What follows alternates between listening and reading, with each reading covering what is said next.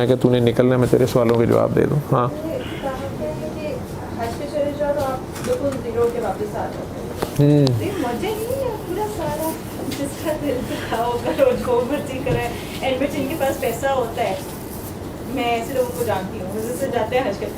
یہ بیٹا یہ تو اپنا ایک ڈکوسلے ہیں نا, یہ تو کچھ لوگوں کی اپنی کہنے کی باتیں ہیں, ٹھیک ہے. اللہ کی آنکھوں میں تو دھول نہیں جھونکی جا سکتی. آپ مجھے یہ بتا دیں کہ میں نے آپ کا دل دکھایا ہے, آپ سے زیادتی کی ہے, آپ کا کیریئر تباہ کر دیا ہے یا آپ کی لائف ڈسٹرب کر دی ہے, اور میں اتنا امیر ہوں کہ میں پورا رمضان خانہ کعبہ کے میں بیٹھ کے اور طواف کر کے اور عمرے کر سکتا ہوں, اور پھر یا میرے وہاں اتنے تعلقات ہیں بادشاہ سلامت سے کہ میں خانہ کعبہ کے اندر جو ہے وہ پورے مہینے کا اعتکاف کاٹ سکتا ہوں. تو آپ نے مجھے معاف نہیں کیا, آپ لاہور بیٹھی ہوئی ہیں, تو آپ کا خیال ہے اللہ معاف کر دے گا مجھے؟ میں کن چکروں میں یہ کر رہا ہوں؟ اگر میں یہ کر رہا ہوں کہ میرا فلانا کام ہو جائے, میں بھی کہیں نہ کہیں سے پکڑا جاؤں گا نا. آپ کی آہ پڑ جائے گی مجھے, جب آپ کی آہ پڑ جائے گی میرے یہ پتہ ہی نہیں ہے کہ مجھے آپ کی نے پکڑا ہوا ہے, اور میں جا کے اللہ میاں سے آئی ایم سوری کری جا رہا ہوں. اللہ میاں کے پاس تو فائل ہی نہیں ہے, میری فائل تو آپ کے پاس پڑی ہوئی ہے, ٹھیک ہے. تو اللہ میاں کہاں سے چھوڑ دیں گے؟ اللہ میاں کبھی بھی نہیں چھوڑیں گے. اللہ میاں تو چپ کر کے بیٹھے رہیں گے کہ میں نے, اللہ میاں تو ساری بات بتا دی ہے نا. قرآن 1400 سال پہلے آ گیا, اب اس میں بات ہر چیز کھول کے بیان کی ہے, نبی کریم صلی اللہ علیہ وسلم نے کی ہے. اس کے بعد یہ جو مذہبی باتیں ہیں کہ جی بس آپ عمرہ کر رہے ہیں تو آپ پاک ہو جائیں گے, ٹھیک ہے. حقوق اللہ معاف کر سکتے ہیں, حقوق العباد تو آپ لوگوں نے معاف کرنے, وہ بندے ہی نہیں معاف کر رہے. اللہ میاں کو تو کوئی ضرورت نہیں ہے کسی دوسرے کے کام کا. اللہ, اسی لیے تو میں کہہ رہا ہوں کہ اگر آپ حقوق العباد میں معافی دے دیتی ہیں تو اللہ ضرور نوازے گا آپ کو کہ اس نے میری مخلوق کا یہ خیال کیا. اگر آپ لوگ پڑھتے ہیں ایاک نعبد و ایاک نستعین اہدنا الصراط المستقیم, وہ صراط مستقیم کیا ہے وہ قرآن میں جگہ جگہ اس کے بارے میں بتایا گیا ہے. آئی تھنک سورہ انعام کی 151, 152, 153 آیات ہیں یہ شاید, اس میں جا کے دیکھنا 10-12 چیزیں ہیں اس نے بتائی ہیں, لفظ استعمال کیا ہے ھذا صراط مستقیم, ٹھیک ہے. اب اس میں جا کے دیکھ لینا, اس میں کہیں بھی نہیں لکھا ہوا کہ 600 عمرے کرنا, 400 حج کرنا, اتنے 100 قرآن ختم کرنا, ٹھیک ہے. آپ اس کو پڑھ لیں. میں حالانکہ اس طرح بات نہیں ہے, بات اس سے بھی آگے ہے, لیکن پرائمری لیول پہ اگر آپ نے سمجھنی ہے تو سیدھی اگر بات سمجھنی ہے پرائمری, تو اس میں 10 کے 10 آپ کو 10 باتیں مین 10 حکم ہیں, اور آپ انہیں بتا دیجیے گا کہ اس میں سے کون سی بات جو ہے وہ صرف مکہ مدینہ ہی جا کے ہو سکتی ہے. صراط مستقیم کا ہی رپھڑ ہے نا سارا. صراط مستقیم ہے صراط الذین انعمت علیہم, جن پہ انعام بھی ہوا, اس بات پہ ہو چکا ہے, ٹھیک ہے, اس دنیا میں. تو اب یہ راستہ تو وہ کہتے ہیں ھذا صراط, لفظ ہے ھذا صراط مستقیم. علماء میرے سے بہتر جانتے ہیں, میں تو اپنی چھوٹی سی سمجھ کے مطابق کہہ رہا ہوں نا. آپ کہیے اپنے گواہوں کو لاؤ جو اس بات پر شہادت دیں کہ اللہ نے ان چیزوں کو حرام کر دیا ہے. پھر اگر پہلے اس سے پہلے آپ کہیے کہ بس پوری حجت اللہ ہی کی ہے. پھر اگر وہ چاہتا تو تم سب کو راہ راست پر لے آتا. اگر وہ چاہتا, وہ کیوں نہیں چاہ رہا, یہ نہیں کہ وہ ظالم ہے, اسے دلوں کا حال پتہ ہوتا ہے کہ کون چاہ رہا ہے اور کون نہیں چاہ رہا ہے, ٹھیک ہے. منافق کے نصیبے میں ہدایت نہیں ہے, جو اوپر سے فراڈ کر رہا ہے اندر سے کچھ اور کر رہا ہے. آپ کہیے کہ اپنے گواہوں کو لاؤ جو اس بات پر گواہی دیں کہ اللہ نے ان چیزوں کو حرام کیا ہے. پھر اگر وہ گواہی دے دیں تو آپ اس کی شہادت نہ دیجیے گا, اور ایسے لوگوں کے باطل خیالات کا اتباع مت کیا کیجیے جو ہماری آیتوں کی تکذیب کرتے ہیں. خود ہی اللہ کی آیتیں, ابھی آیتیں آ چکی ہیں نا, تو ان سے اپوزٹ اگر آپ چل رہے ہیں لیکن اوپر سے کہہ رہے ہیں کہ اس کا یہ مطلب ہے, وہ تو پھر جو مرضی کریں آپ.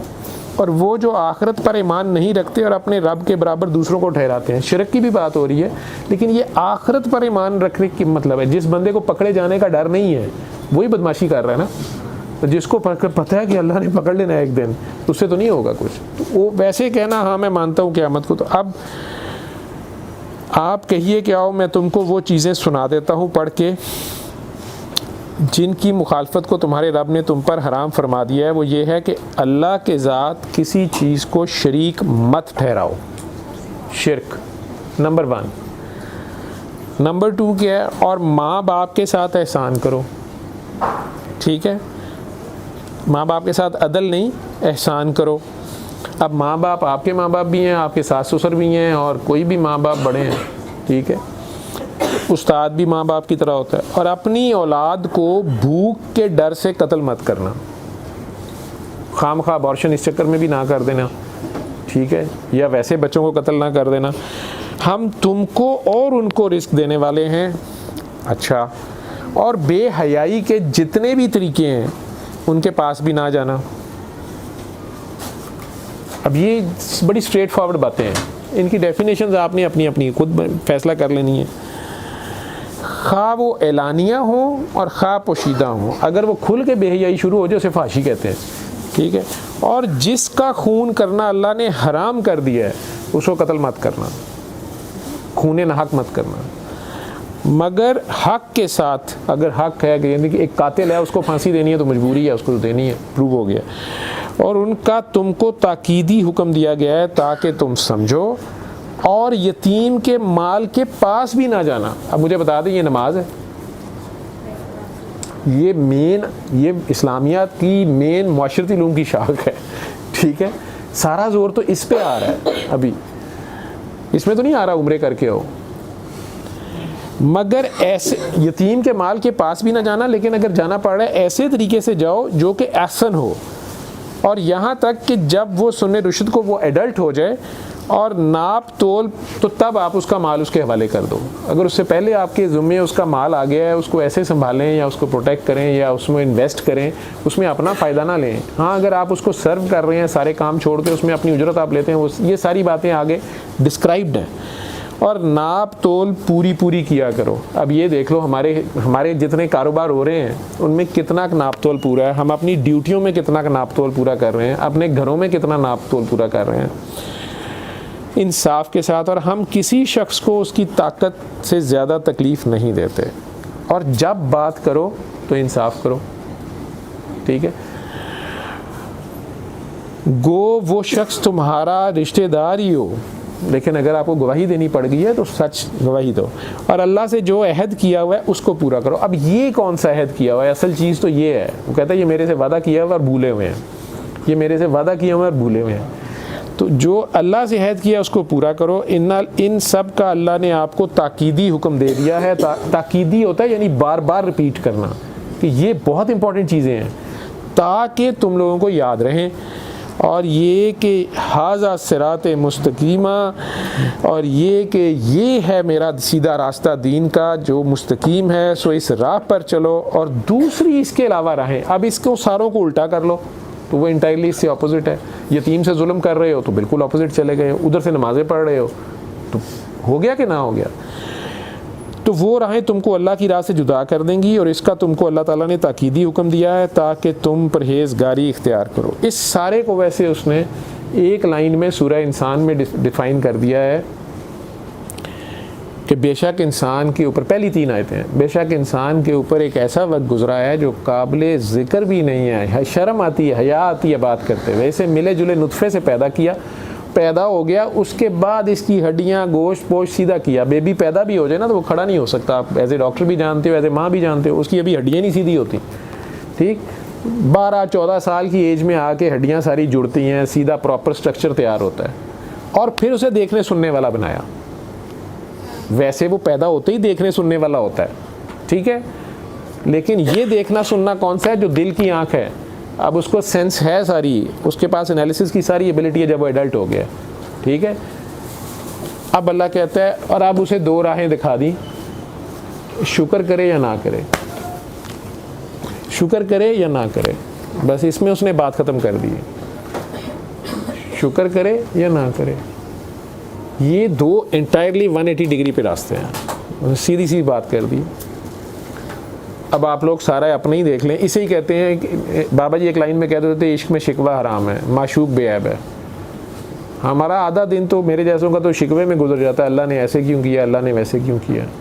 اس کو اس نے ایک اور جگہ بیان کیا ہے کہ تم لوگوں نے نا میرے لیکچر کو مولوی لیکچر بنا دیا, میں تو دعا کرانے بیٹھا ہوتا ہوں, میں تو عالم نہیں ہوں. علماء ناراض ہوتے ہیں, وہ کہتے ہیں تم کہاں سے قرآن میں مت دخل دو, یہ ہمارا کام ہے. ان کی ڈومین ہے بھائی, اجارہ داری ہے ان کی. ویسے بھی مجھے تو پتہ نہیں ہے, ہمیں کو الٹا ہی مطلب سمجھا دو. ویسے سادہ جو ترجمہ ہے وہ ضرور میں بول دیتا ہوں, وہ علماء کرام کا ہی لکھا ہوا ہے, میں تو عربی دان بھی نہیں ہوں. اس میں وہ کہہ رہے کہ میں جب ان کو نوازتا ہوں تو ان میں سے کچھ کہتے ہیں کہ ہاں اللہ نے ہمارے پہ کرم کیا ہے، اچھی بات ہے، شکر گزاری ہے، اور جب یہ پھنس جاتے ہیں تو کہتے ہیں بس اللہ نے پھنسا دیا ہے. کہتے ہیں پھر ایک جگہ کہتے ہیں کہ یہ بات مجھے بہت تکلیف دیتی ہے، مجھے بڑا افسوس ہوتا ہے، حالانکہ یہ یتیم کو دھکے دیتے ہیں، مسکین کو کھانا نہیں کھلاتے، مسافر کی مدد نہیں کرتے،